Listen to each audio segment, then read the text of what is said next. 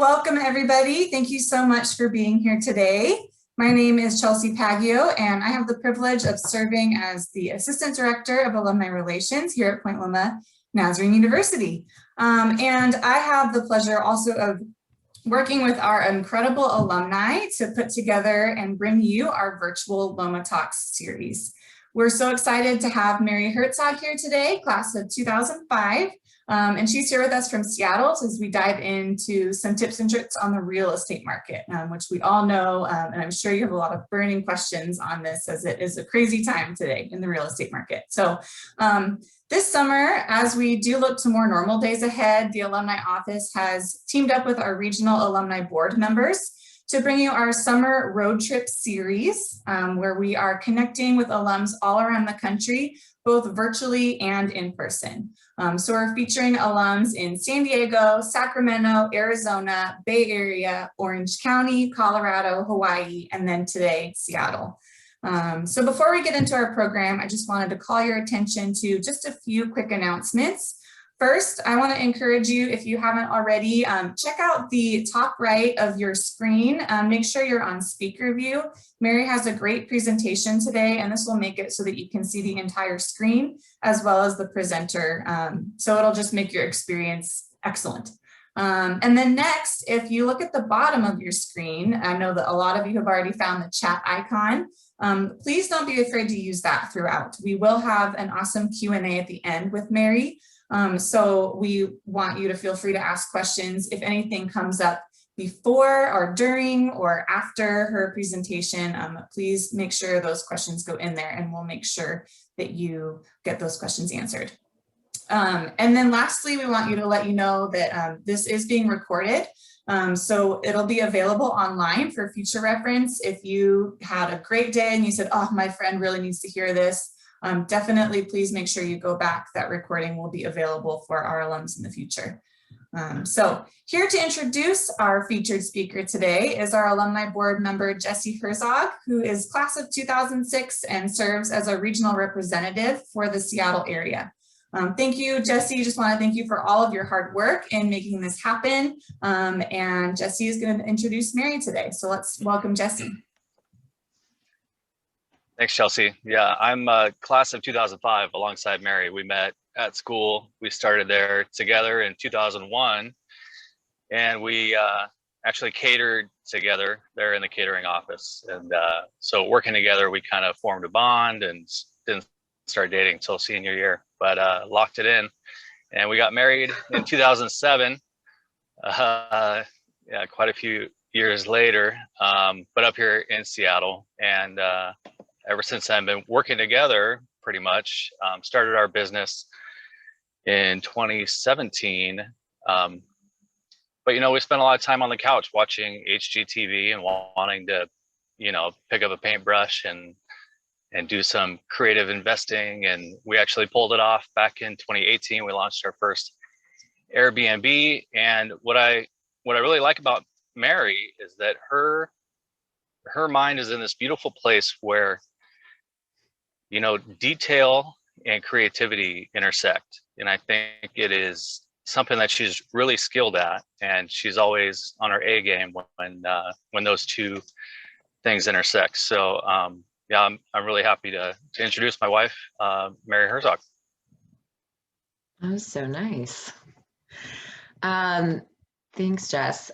So he kind of mentioned that we started real estate I didn't start it as a real estate agent, but we started with the investing side. So that's kind of how we got into it. And at the time, it just kind of made sense to go ahead and get my real estate license.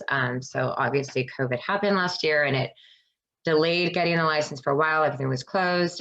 So it's been an interesting year to start the real estate, like the transactional side during COVID and, you know, all that's come. I think I'm learning it in such a unique market, and I've learned quite a lot.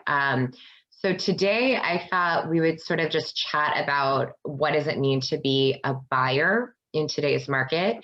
And if you want to just like in the chat, like let me know if you have bought a home, if you're thinking about buying a home, kind of what have you done in terms of real estate? But today I'm going to talk more or less about being a buyer, since, you know, it is a seller's market. So this is just kind of some ideas on being a buyer in today's market.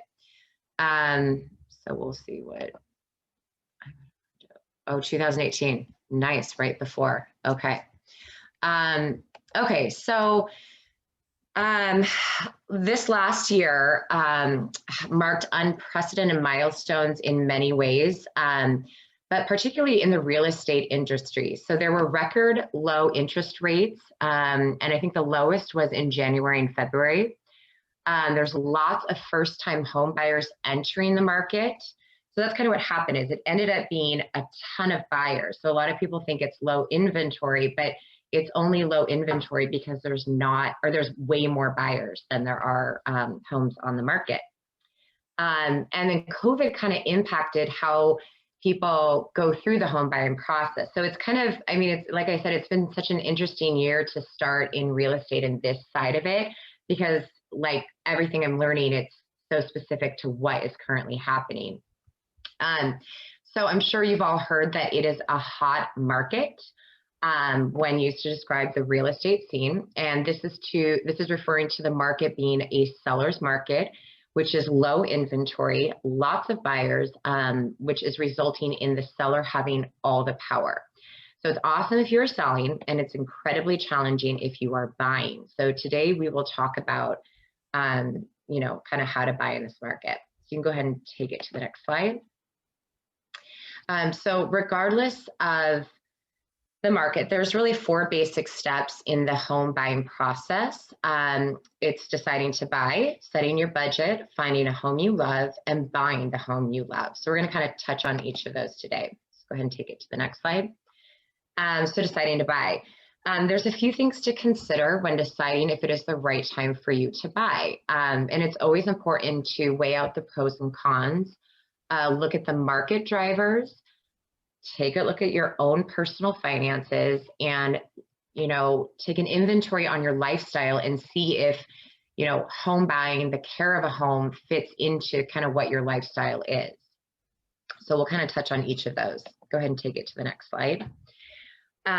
Deciding to buy, the pros and cons. So there's really no way of knowing if it is the perfect time to buy, but you can know if it is the right time for you to buy. Sometimes it just comes down to weighing the costs and the benefits with home ownership and asking yourself if now is the right time. So some questions to consider include, are you financially ready? How long are you going to be in the home? Does home ownership fit into your lifestyle? So at the end of the day, if the numbers don't add up, then it doesn't really matter what the market's doing. If it's not the right time for you, it's not the right time. So a lot of people are like trying to rush into getting a home. Well, if the numbers aren't there, then it might not be the right time for you. We can go to the next slide. So in terms of market drivers, and I was looking at the chats, and it looks like you're all kind of in the, you know, greater San Diego area.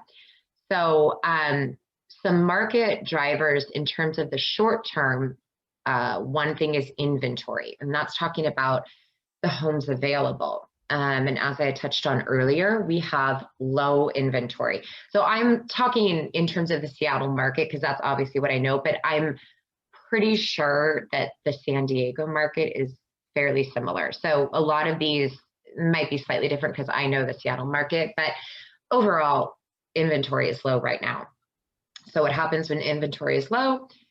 Price goes up. Another one to think about is the interest rate. So interesting enough, although we have high prices for the price of the home, we have historical low interest rates. So the lowest that it's ever been was in January and February of this year. We're still pretty low, so it's come up a little bit, but we're still pretty low. So what's happened is, you know, all these first-time home buyers are just flooding the market. And that's really what's causing the shortage right now. It's just way too many first-time buyers or people wanting to downsize, sell at the height, and get into a smaller place. Buyer sentiment, and that's just talking about what kind of market are we in. And as we talked on earlier, we are in a hot market, seller's market, and that increases the price. So market drivers long-term, these are things like the population growth. So here in Seattle, we are exploding. We've got a lot of major companies here, Amazon, Microsoft, Google. I mean, we've got all of it. So we've had a lot of people move to this area during this COVID time, that has a pro and a con to it in and of itself. The pro is that if you buy a home, chances are that home is going to appreciate since the market itself is expanding. The con is that the prices are going to go up. So the other one to look at is job opportunities. And that I talked about that earlier. So in the Seattle area, I mean, we're just having an expansion of job growth and, people are moving in. And again, these are all positive indicators of what this market is doing. And I'm guessing San Diego has a similar, market for job opportunities, population growth, all of that stuff. So again, there's a pro and a con to that. And then the last one is urbanization. And that's just basically talking about what sort of work is being done on the infrastructure of the city. So for us here in Seattle, we have like the light rail system that's being put in. And so it's just saying that they're building the city, they're expanding the city, they're growing the city as well as the population. So those are things that you want to look at. If you're buying a home out in, somewhere that's not highly populated, yeah, you're going to get a good deal, but you kind of want to look at some of these, market drivers to kind of decide, is it going to appreciate? What's going to happen if you need to sell? So those are important to look at, regardless of, this market or another market. So deciding to buy, the finances. So we're going to just quickly touch on these. If you get into home buying, you'll go through all of this with your lender. So down payment, this is usually 3 to 20% of the purchase price. You really don't need to go past 20%, and sometimes it actually works against you. You end up not getting the same kind of points with your interest rate if you go over 20. And again, you talk to your lender about that. But that's 3 to 20% of the purchase price. This would include like a VA loan. So if you have a VA loan, you wouldn't need a down payment. And the closing costs. This is the money that it costs to facilitate the transaction of the home. So this includes items such as title and escrow, just everything that goes along to getting that home closed. And this is usually 1 to 2% of the purchase price. Important to note that the closing costs are separate than the down payment. So if we're going to kind of talk about what that is in this market, I've seen some buyers that this is very problematic. Sellers are not willing to pay closing costs right now. It's a seller's market, they don't have to. So a buyer has to be able to have the closing cost money separate from the down payment money. And that is tripping up some first-time buyers because you're used to either negotiating the closing costs or asking the seller or whatever. That is not happening right now. So you need the down payment, but you also need the closing costs.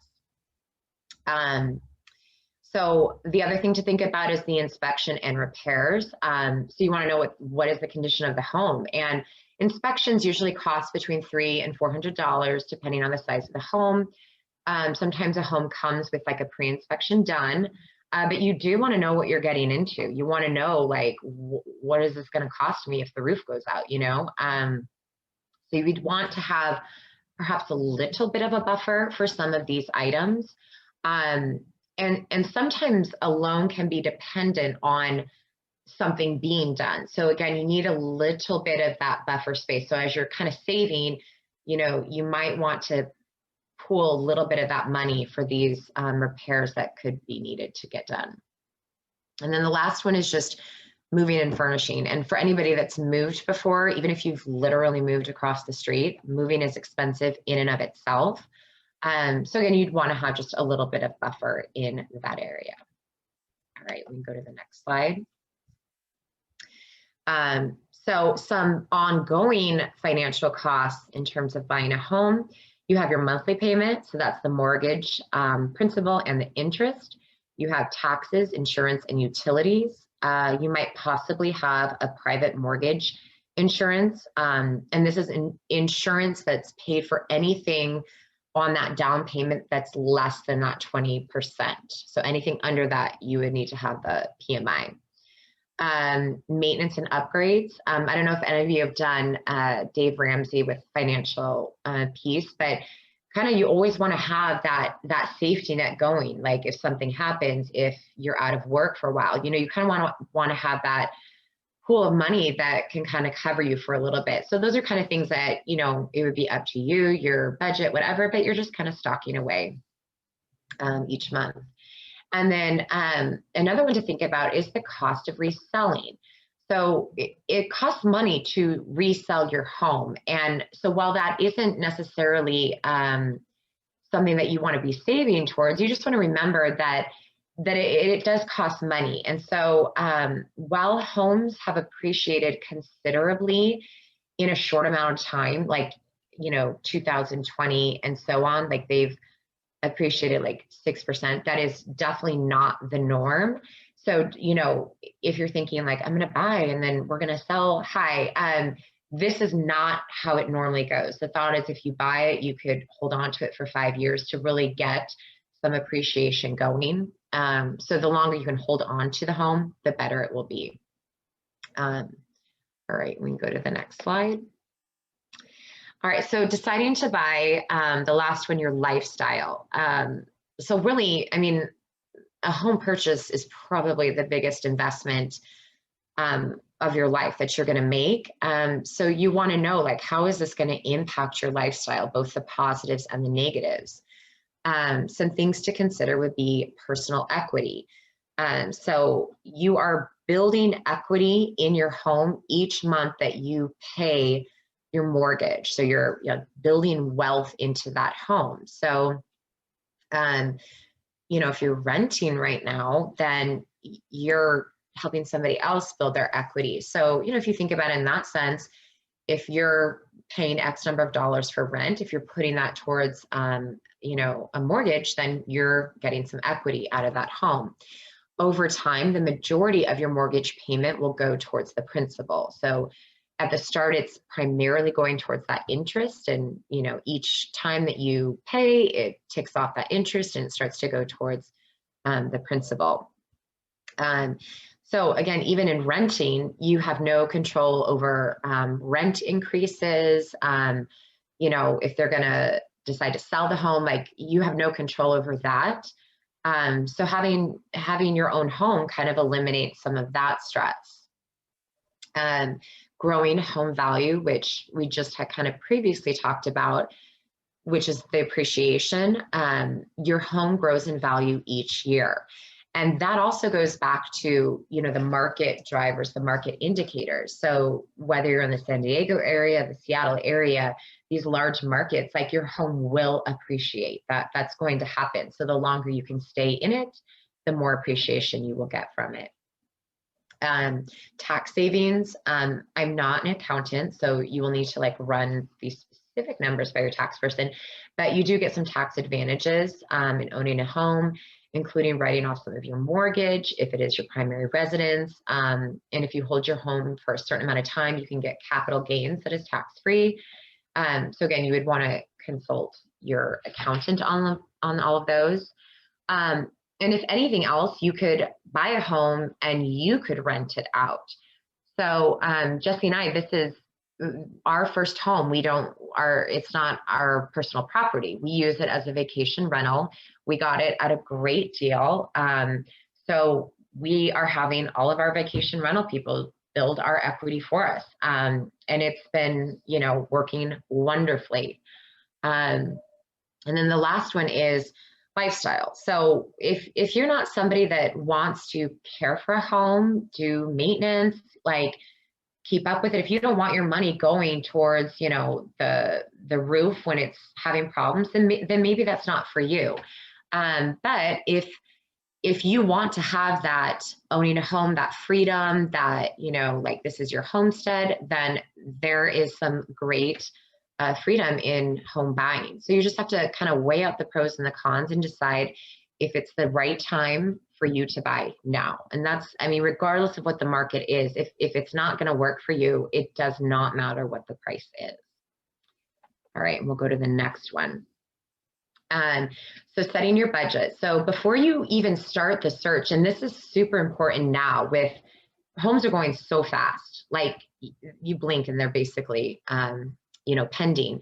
So before you decide that, yes, we're going to start looking for a home, really what you want to do is know your numbers. You want to know, what is a mortgage payment that you are comfortable with? Typically, this is about 1/3 or less of your post-tax income. And one thing to note is that lenders usually go a little higher. Like when you're, applying to get a loan or whatever, they might go a little bit higher. And so if you feel more comfortable being on the conservative side, like if they're saying that you're approved for like 700,000, and that's what that mortgage payment comes to is not what you want, then you want to make sure that you're staying in the numbers that work for you. So it doesn't necessarily matter what you're approved for. What are the numbers that work for you? You want to be getting lender approval, which includes the pre-qualification and the pre-approval. You want to do that before you start. So a lot of times people will get the pre-qualification and the pre-approval, and that's just kind of a letter saying like, oh, you're qualified for this amount, all is looking good. And while that could work in a different sort of a market, right now, I am recommending to my buyers, I know a lot of agents that are doing this, that you go one step further and you get pre-underwriting done. And the pre-underwriting is getting like anything that could come up when you're wanting to put the offer in that could slow it down. It's like getting that all taken care of. So I wouldn't work with a buyer unless they got that pre-underwriting done in this market. And that's just to protect them, so that when the time comes that they want to put the best offer forward, they can say, we've also been, we've gotten our pre-underwriting done. So just the difference between the two, that getting pre-qualified for a loan, it goes largely by your word about your income and expenses, and it is not a promise to lend. For pre-approval, you need to kind of get all those income documents, permission for the lender to do the credit report, details on any assets or liabilities you hold that aren't included on your credit file. So it's kind of just like one step further with each. And then the underwriting is where they really go and kind of clean it all out. So that is probably the most important thing to take away, is get your pre-underwriting done. All right, so we can go ahead and head to the next one. All right, so the fun part, which is, finding the home you love. In theory, the fun part. It can also, right now, be a really emotional time for buyers. That, it's just not like the shows that you see this market. So what you want to do when you find an agent that you're comfortable working with, you want to set up a search. Your agent will set up a search for you, and you want to be as detailed as you possibly can in what you're looking for. So things to consider would be the type of home.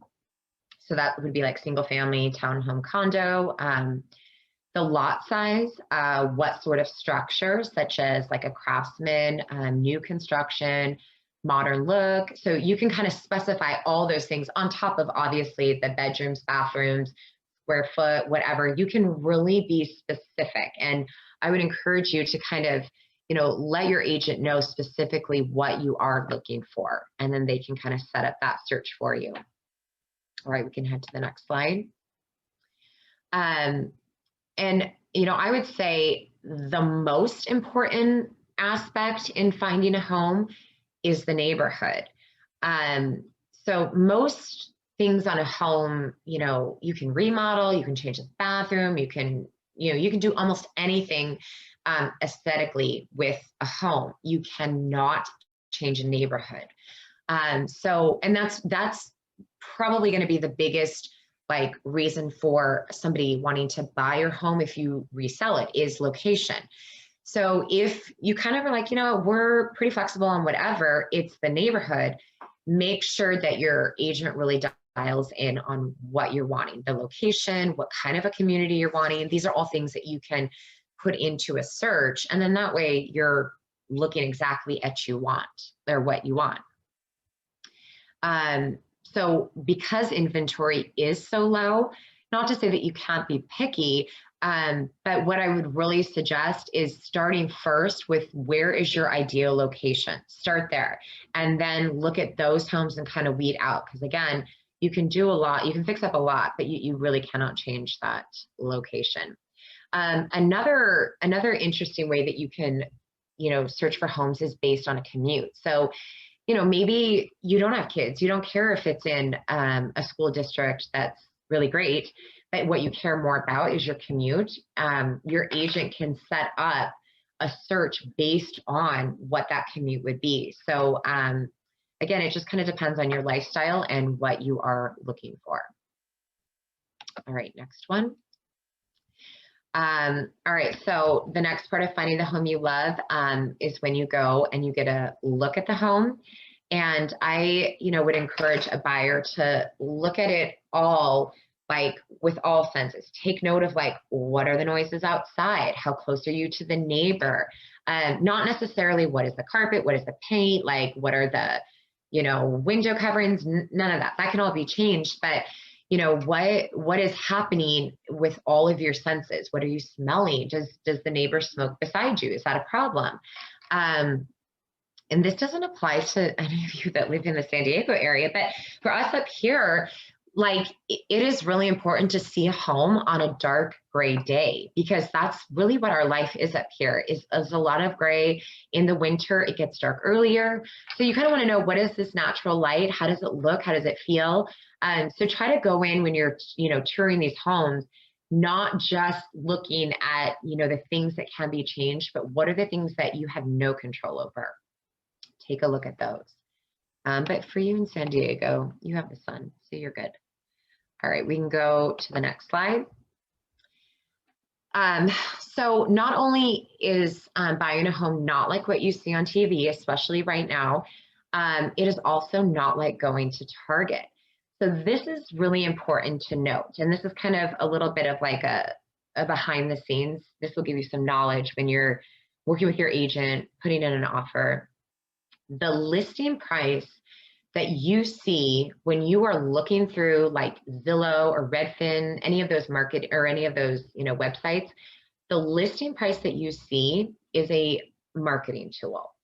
So a seasoned, educated agent knows to list the home at a low price to create that traction and start the bidding war. So when you're, scrolling again, even if you're doing this now before you've even started it, always make note of that. So if there's a set of homes that you're liking in a certain area, that it's going to be bid up. And we all know right now, homes are going for sometimes 100,000 over in our areas where, it's high demand. So keep that in mind, that they're doing that on purpose. They're making it low so that you all think you're getting a really good deal, and then price goes up. That's what they want.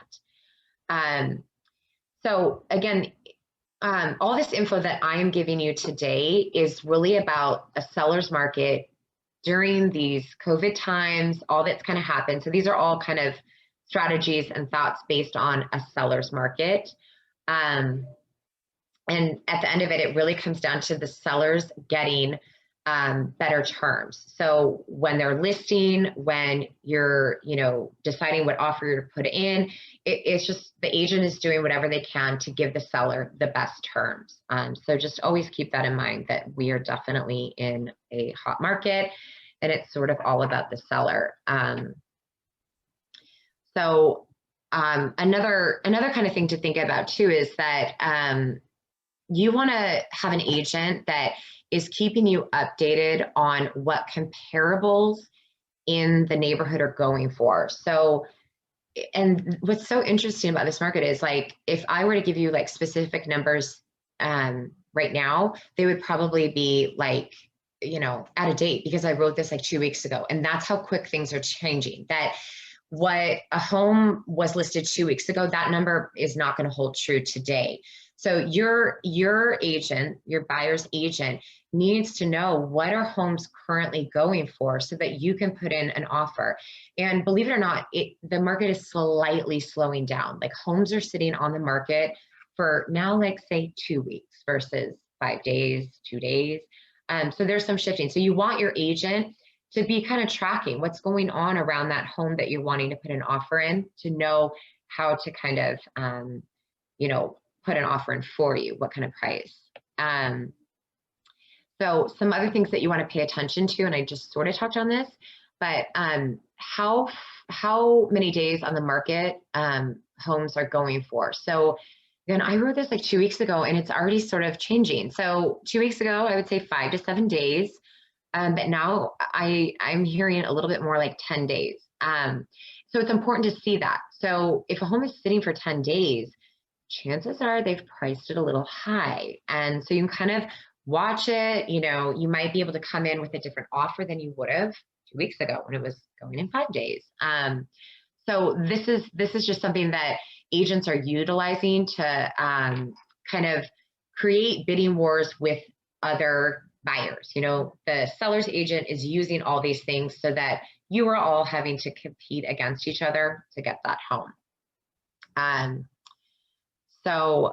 Again, this is a Seattle statistic, but I'm sure San Diego's too, but expect to pay roughly 10% over what the listed price is. So again, if you're starting to scroll and just get a feel for what's going on, just kind of add that 10%, and that's probably what you will end up paying.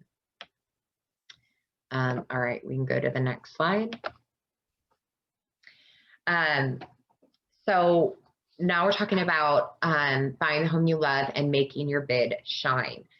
So at this time, there's really not the whole like back and forth with the offer, counter offer. You know, you say this to the seller and you want these things, and then the seller comes back and is like, okay, well, we'll do this and this, but we're not going to do this. Like, it's kind of like you have kind of a one-shot chance here, which is just crazy for first-time buyers, that this is like all your money, and you know, this is a lot going into it, but you kind of have that one chance to shine. And they're kind of just saying, buyer, bring all you have and you better make it good.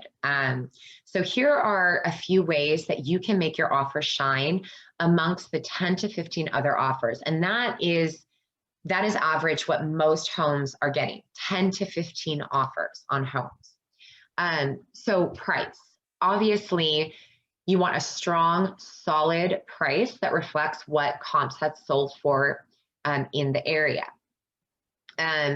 So again, it comes back to your numbers. What are you comfortable doing?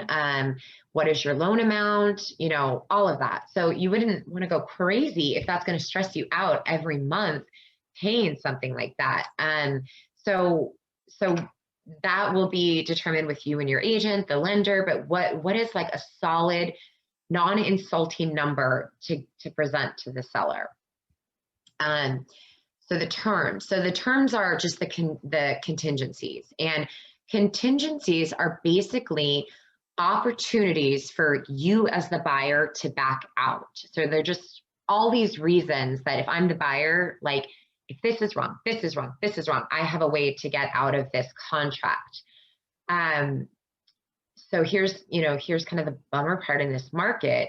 The more contingencies you have, the greater chance the seller will move past your offer.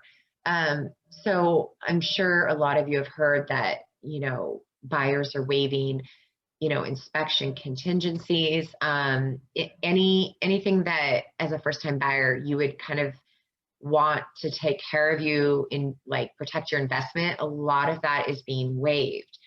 And as long as you're aware of that and that works for you, that's okay. But right now, the terms sometimes make a seller accept your offer over a price. Does that make sense? Like I've seen this happen where a buyer, maybe their price it's not that much better, but their terms are so much more favorable. And right now sellers are like, yeah, I want this easy. I want to just get in, get out, get done, move on. So the contingency, the terms are going to be a big one for first-time buyers. So certainty, this is the confidence you are giving the seller that you will follow through with this whole purchase, with the contract. So whether that be the earnest money, a good down payment, minimal terms, or minimal contingencies, you want the seller to feel confident that there's nothing that will happen that will make this offer fall through. And again, that's why getting the pre-underwriting done, that's another, like, any skeletons in the closet have come out. So the seller will see that and be like, great, there's nothing that's going to hold it up. Because from a seller's perspective, what no seller would want this is to get into contract with you. And so it will state that the home is pending. So everyone, that's keeping their eye on it is seeing that it's pending. And if something falls through, if you pull out, if your, financing falls through and it goes back on the market, it's kind of like, a little bit of a mark against that property. Not that anything is wrong with the property, but why people are like, okay, why did it go pending? And what happened with that? So sellers right now are like, no, you keep it clean, good terms, good certainty, and we're good. And another one is, how fast can you close? So like, gone are the days where it was like a 30 to 60 close. Like, people are closing in like 2 weeks, which is crazy even for like escrow and title, all of that. But sellers are like, no, how fast can you make this happen? And the faster, the better. And another one is simplicity. This goes back to the terms, the contingencies, but how easy can you make it for the seller? And, again, it's like so painful when you're just like giving to the seller. But yeah, the sellers are like, yeah, make this easy for me. They're not going to fix anything. They're not going to do anything to help you in this. I mean, they don't have to, because it's a seller's market. But basically, what can you do to make this quick and simple for the seller? And then last slide. In terms of buying the home you love, making your bid shine. As I mentioned earlier, the pre-underwritten is really the best tool in your toolbox when it comes to buying a home and making the offer smooth and solid. You want to get all those details taken care of, like, before you even really get into this process. You want all the ducks in a row so that nothing pops up, so that when you put an offer in, that that's a good, clean offer. Nothing's going to stop it. You want that confidence, and that comes with the underwritten. Obviously, you don't have to use an agent when buying a home, but remember that an agent is there as your advocate. And so, especially for a first-time home buyer, they're there to protect you and what you're investing in. So if you've saved up to put this down payment down, and that's a lot of money. So an agent on your side is there to protect and make sure that what you're doing is a good investment, that that your rights are also being heard. And so using an agent is going to kind of help you along with that. And they have so much more knowledge on this really fast-paced, ever-changing market. So it's always a great idea to have an agent, because they're there for you. And you want to communicate with your agent as much and as often as needed. And the same goes for your agent, that you should be absolutely communicating through this whole process.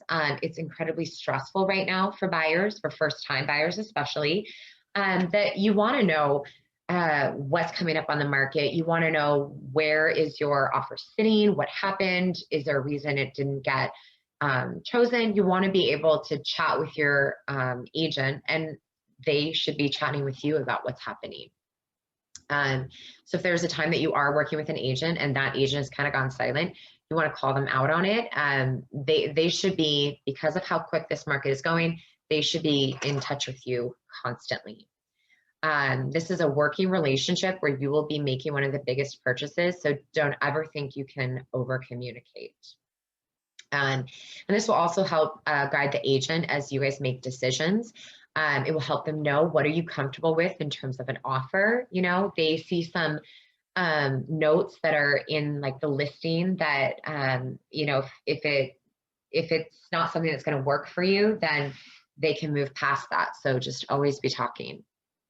And then this could be hard for some people. This would be hard for my husband, but be prepared to move quickly. So again, this isn't going to work for everybody, but in this market, you don't have the luxury to sit on that home that you're like, okay, let's just like, you know, pray about it, see how it feels. You don't have that luxury. Like, somebody will come in, there's usually an offer date that's in, you know, 4 days or something. Decisions kind of have to be made. And if that's something that's not going to work for you right now, if that's too overwhelming, don't buy right now. But this is a quick thing. Because the average time in the market is about 5 to 7 days, time is everything. You want to put offers in pretty much when you see them. And to kind of like wrap it all up, the biggest advice that I would give to a buyer, any buyer, but especially a first-time buyer, is to go all in on the right home and not just hose in on a home. So in this hot market with high stakes and high competition, there's always going to be that person that's like, I want this home. I'm going to put it all in, lay it all out. I want this home. So if every offer that you go through, you're just, you know, just doing a tad bit over, your offer will never get accepted. So going just a little in on every home is going to start to just wear you down, because your heart's kind of in it. You're putting these offers in and then you're getting rejected, and it's a lot right now. So if you find a home that you love and, you know, you're like, this is it for us, commit to going all in on that home. You know, put it all out there. And be prepared that this is a very emotional, exhausting journey. There are some buyers that have been looking for 6 to 8 months. I mean, and putting in like 15 offers. So it's not just like they're a picky buyer and nothing's coming up. It's like they're constantly in it, you know, and it can start to just be very taxing. So I would just suggest to kind of give yourself a good time frame. And when you see a home, lay it all out, put it all in. Yeah, and this is an interesting one, but buyers are making about 6 offers on a home before their offer is getting accepted. So, you know, I think like anything, you know, like when you're wanting to have a baby, you know, you're emotionally there before it maybe happens.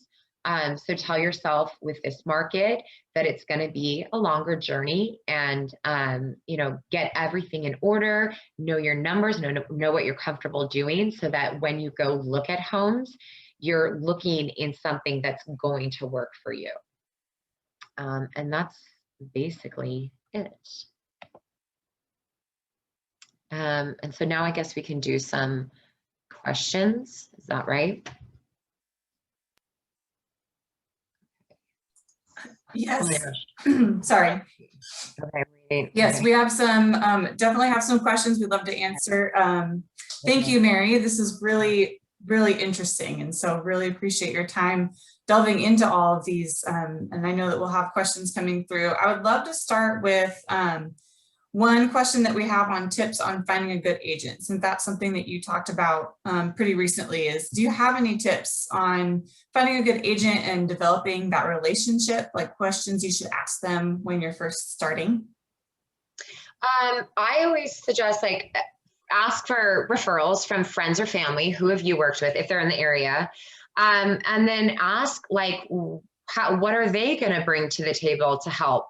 If you're on the selling side, how are they going to market the home? Are they going to help you get the home ready to be listed? If you're on the buying side, you know, how does this process look? If this is your first time, how does this look? And the agent, if they're, you know, if they're honest with you, they'll kind of tell you what this process is going to look like as well. The buying side of an agent, that's going to be a lengthy relationship. That's going to be something that you'll start to get to know each other because of how long and lengthy and just emotional this process is. But for the listing side, you want to know, like, what are they going to do to make sure that your home is seen with as many eyes as possible? Kind of how do they market that property? Absolutely. Thank you. And then Jesse, I'm going to bring Jesse up here too. I know that he might have some answers, but he actually asked something earlier on in your presentation about a home warranty plan. Is that something that you could ask the seller to include? Maybe a little background on what is a home warranty plan, and if that's something you would recommend. Jesse said, I want to buy low and sell high. Yeah. Okay. Duh. Yes, I would suggest a home warranty plan. This is something that, like, as like a gift back to my buyers, I include like a couple $100 back towards the a home warranty plan. But they are expensive, but it's worth it. I mean, is this Jesse asking this? Okay, Jesse, this is so worth it. This is such a huge investment. It's absolutely worth it. I've got a mentor that the buyers did not have closing cost money. Okay. First time buyers, no closing costs. They are like, just every penny is going to the down payment because they needed to come in with a good down payment. And she stresses, first time buyers, you need a home warranty. It's the smart thing. It's the safe thing. It's the best thing.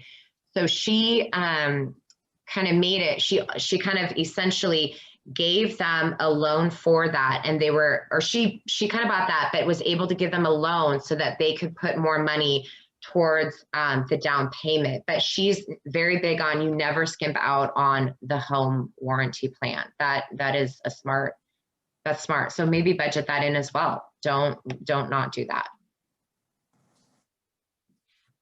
Thank you. Yeah, this is a question I know a lot of us might be asking, and Kimberly asked this: what do you think the market will look like in years to come?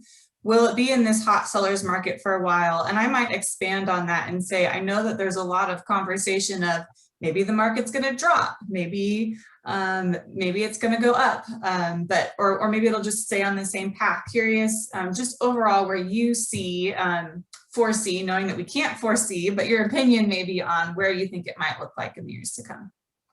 So everything, that I talk with other agents, again, my mentor who's been in the buying and selling side of real estate for 30 years, she doesn't see this as like how we're all seeing it, like COVID.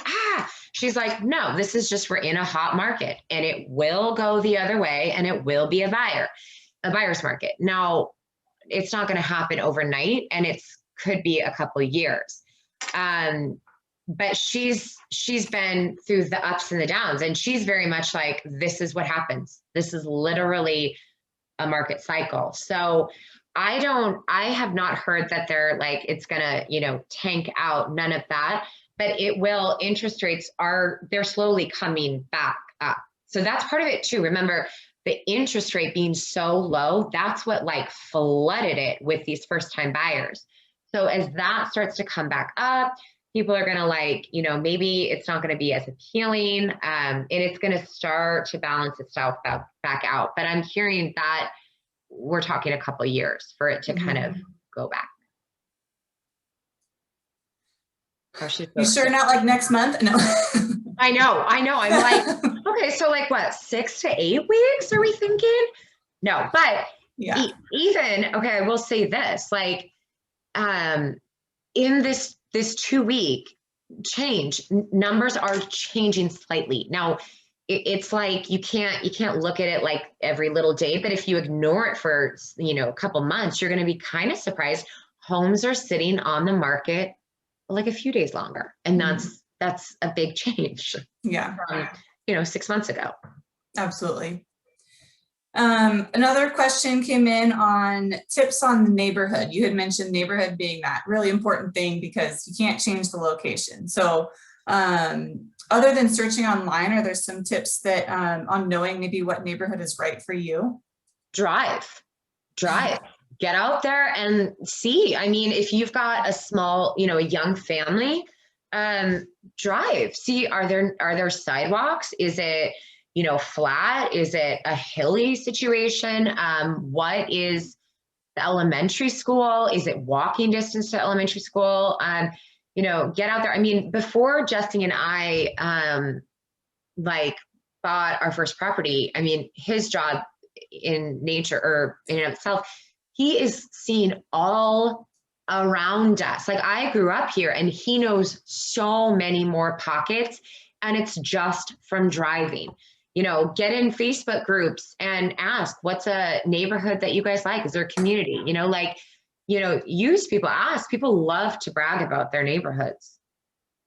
Yeah, absolutely. And Jesse mentioned you can rent in an area for a short term before diving into homeownership. I think that's a cool suggestion too. And one quick question on renting versus buying. Just for those who have mentioned, I'm renting and I don't know if I'm ever going to get to the point where I can buy. Like, what are maybe some tips that you have on how you can see yourself getting closer or make those steps to really understanding what buying a home looks like and when it's the right time? Start, talk with a financial person or start reaching out to a lender. You can say, hey, I'm like at the very beginning and I want to know, here's what I make, here's what I, have with debt or whatever. Like, start that, get a better understanding. Like, sitting on this side of it, you're like, I have no idea what I would qualify for. I have no clue. So you might be surprised, or it might make you realize this is why people move out of areas like Seattle and probably San Diego, because you're like, it is incredibly expensive and maybe this isn't where I'm going to buy. Jesse and I, we bought not in like our county is King County. We bought like a county down and then an island over. So our first property, our first way of just entering into the real estate market was incredibly creative. It's just not in our main market, but I mean, we're building equity. We have a home, like we're getting money from that home every month with, vacation renters.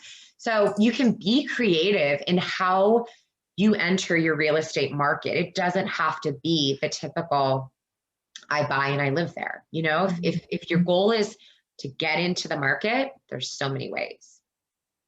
Yeah. Well, thank you for sharing all this, Mary. I have one quick question that's kind of on the opposite end before we end our time together here, but question on just getting into the real estate market, into the real estate world. Like, how did you jump into deciding I want to become a real estate agent? What if somebody on here is interested in doing that? Is there anything that you would bring to them with it as far as advice? I got into it because of Jesse and I. So, I am still a Pilates instructor. That's what I've done for, ever since college, actually. I'm a certified instructor. I got into it because of what we were doing with investing, and it made sense to have a real estate license. Now, since I've gotten the license, you will be surprised when you get licensed, you are inundated with brokerages that are like, hang your license here, hang your license here. So you can do like informational interviews with brokerages, like ask like, how does this work? I was really fortunate enough at the brokerage I'm at to find a mentor. There's a lot of agents that want to pass on their knowledge, but so much of it is you're doing it yourself, but you can decide, is there a brokerage that works best for you? And within that brokerage, do I want to work with a team? Do I want to go solo? You kind of just like are interviewing and gathering that information. But at the end of the day, it is you yourself, you can work for yourself, but you just you just kind of, interview different kinds of companies. I'm with Keller Williams, which is really big on the coaching and the training and education, which I was like, that's going to work for me and my personality. I want to be learning as I'm doing this, but you might have another brokerage. Maybe it's smaller and it works for you. Awesome. Thank you. And you know what? I saw one more question come in. I don't want to miss it. Would you recommend talking to a lender before getting a real estate agent, or would you recommend it the other way around? And if so, any recommendation on how to choose a lender? Well, it stinks because who is this? Because I'm guessing you're not is anyone in Seattle? Probably not, right? Maybe one or two, I'm not sure. Yeah. Is this person specifically in Seattle? Can that person just say yes or no? Okay, no. Okay. Okay, because I was gonna say, I'll send you some. Yeah. Okay. You could start with your agent, okay? Because the agent usually works with some lenders. They have stuff. Sure. So you could start with the agent, and the agent will probably say, here are some lenders. Let's get you in touch. Let's get that figured out. So you could start it with an agent. If you have no clue, start with that. And I'm like big on getting, which is so funny because I'm not a big Facebook person, but get into local Facebook groups and ask like, hey, what's a lender that you guys have used that you had a fantastic experience? Because not all lenders are created equal. So you put in an offer, if the title, if that all is not going correctly, that can be a mess. So, I know some agents that when they see the kind of lender, the title, insurance company, all of that you're going to be using, they're like, oh my gosh, no. So ask around, who have you guys used? Who do you recommend? And then ask again your agent, and they'll give you some that they for sure recommend. Awesome. Thank you, Mary. And thank you so much for all of your hard work. I know this was such an awesome presentation and we learned so much. And I'm going to let Jesse give us a quick outro here as we head out. And yeah, we're just so thankful for all that you have done to make this an awesome presentation. Thank you. Thanks, Chelsea. Thanks, Mary. Yeah, we have an in-person event happening this Saturday morning. It's going to take place between about 10 and 12, starts at 10 a.m. and it's at the Washington Arboretum.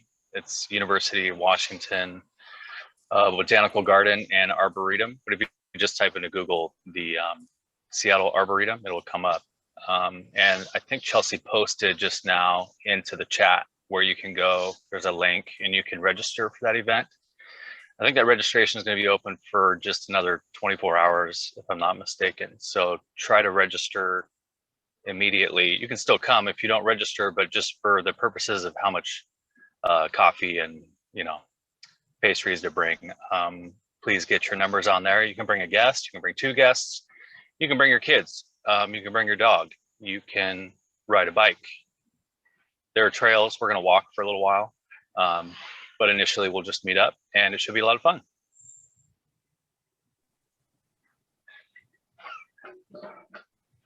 Thank you, Jesse. Yeah, we really hope to see you there if you're in the Seattle area. Again, thank you all so much for joining us today. We hope you enjoyed this time and learned something new. And again, thank you, Mary, for all of your work with this amazing talk. And again, it was recorded. So if you think about a friend or somebody who they need to hear this, it will be up on our website in a few days, pointloma.edu/Loma Talks. And you can also check out our other Loma Talks throughout the summer there and see if there's anything else you would like to join us in. So next week, we're stopping in Sacramento. Matt Robertson, who lives in Sacramento, will be sharing about the local and global face of human trafficking and some of the work that he does with Agape International Ministries. So thank you all so much for joining us. Hope to see you Saturday if you're in the Seattle area. And yeah, thank you so much for being here. We hope you enjoy the rest of your day and your week. Thanks.